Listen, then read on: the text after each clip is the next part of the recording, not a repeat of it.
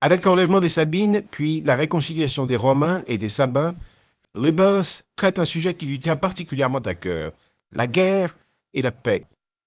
L'histoire des Romains et des Sabins n'est qu'un prétexte pour peindre les horreurs de la guerre et une allégorie de la paix. L'enlèvement des Sabines de Rubens. Le sujet de ce panneau reprend l'une des plus célèbres légendes de l'histoire romaine. La ville de Rome n'a que peu de femmes, les Romains doivent alors imaginer une ruse pour en attirer en ville et les faire prisonnières. Ils invitent leurs voisins, les Sabins, à une grande fête au cours de laquelle ils enlèveront toutes leurs femmes. La scène est terrible, car la surprise est totale. Les Sabines se débattent et les soldats romains se jettent sur les femmes apeurées.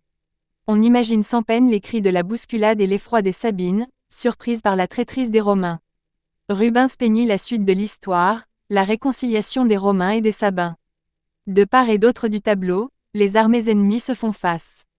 Au centre, les Sabines implorent les hommes et les conjurent de faire la paix. Une représentation de la réconciliation que Rubens va traiter à de nombreuses reprises. Ici, au centre de l'histoire, la femme, objet de tous les désirs, est finalement l'illustre exemple du pardon et de la réconciliation entre les peuples.